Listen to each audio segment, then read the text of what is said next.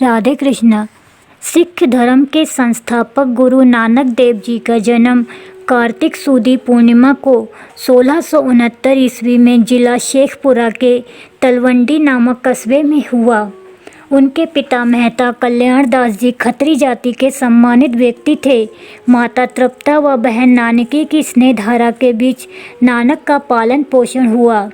बालकाल में ही ऐसी अनेक घटनाएं घटीं जिनसे उनकी असाधारण प्रतिभा का परिचय मिलने लगा था। बाह्य रीति रिवाजों व आडंबरों का उन्होंने सदा विरोध किया। वे सिख धर्म के संस्थापक ही नहीं अपितु मानवता को आलोकित करने वाले प्रकाश स्तंभ थे। गुरु नानक देव जी के प्रवचन और साखियाँ अनेक वर्षों से मानव मात्र का मार्गदर्शन करती आ रही हैं। सिख धर्म के 10 गुरुओं ने आडंबर व कर्मकांडों से परे सरल जीवन जीने की शिक्षा दी। गुरु नानक देव जी के बाद गुरु अंगद देव, अमरदास, रामदास, अर्जुन देव, हरगोविंद, हरराय, हरकृष्ण, तेग बहादुर व गुरु गोविंद सिंह जी ने बागडोर संभाली।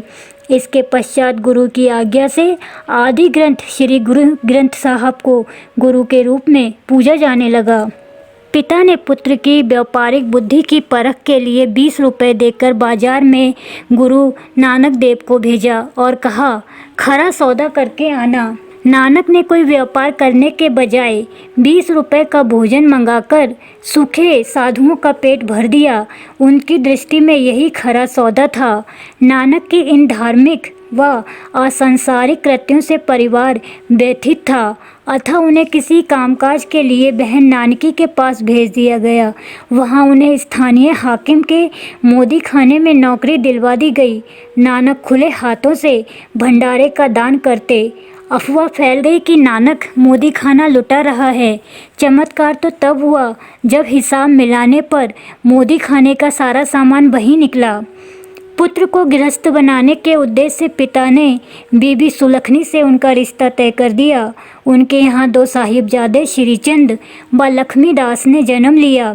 गृहस्थी में रमने पर भी नानक के हृदय में ईश्वर दर्शन की उत्कृष्ट अभिलाषा थी। वे प्रतिदिन बेई नदी में स्नान करने जाते, लेकिन एक दिन वे स्नान करने के बाद नदी से बाहर ही नहीं आए। तीसरे दिन जब वे नदी से निकले तो उनके मुख पर एक अलौकिक आभा से चमक रहा था। नानक देव जी ने ईश्वर दर्शन का पुण्यफल पाया था। उन्हें प्रभु नाम जपने का आदेश हुआ था। कई दिन के मौन के पश्चात उनके मुंह से निकला, न कोई हिंदू न कोई मुसलमान।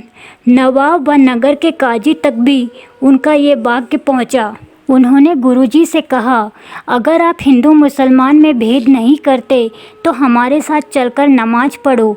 गुरु नानक साथ चल पड़े, किंतु नमाज के समय यूं ही खड़े रहे।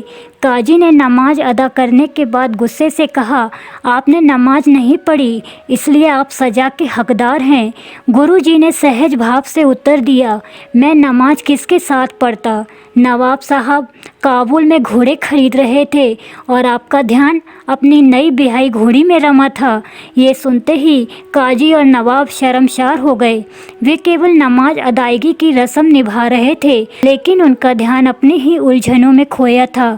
गुरुजी ने भ्रष्ट व पाखंडी समाज पर उंगली उठाई तो वे सब एकजुट होकर उनके विरुद्ध बोलने लगे, किंतु गुरु नानक अपने नियमों पर दृढ़ रहे। उन्होंने समाज में धर्म का शाश्वत पाठ पढ़ाया, सत्य समझाया और कहा कि ईश्वर एक है। अपने विचारों को जन जन तक पहुंचाने के लिए उन्होंने अनेक स्थानों की यात्राएं की, पूरे हिंदुस्तान में घूमे एवं वे मक्का, मदीना व बगदाद तक भी गए।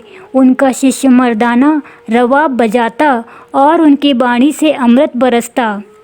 उन्होंने एक के ही नाम स्मरण को महत्व दिया।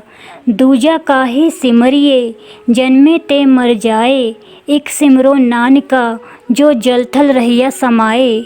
गुरु नानक देव जी का अंतिम समय करतारपुर में बीता। उन्होंने भाई लहड़ा को गुरु अंगद नाम दिया व उन्हें अपना उत्तराधिकारी चुना। मृत्यु के समय भी चमत्कार हुआ।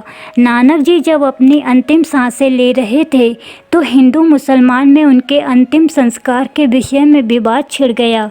दोनों धर्मों के शिष्य अपने अपने तरीके से गुरु का अंतिम संस्कार करना चाहते थे। गुरुजी ने कहा, हिंदू मेरे दाईं ओर पुष्प रखें तथा मुसलमान मेरे बाईं ओर पुष्प रखें।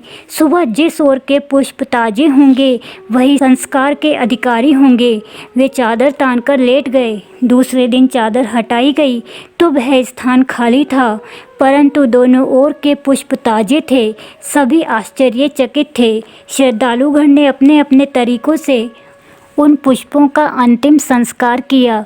गुरु नानक देव जी आज श्रद्धा व आस्था के केंद्र बिंदु हैं। उन्हें हमारा शत शत नमन। राधे कृष्णा।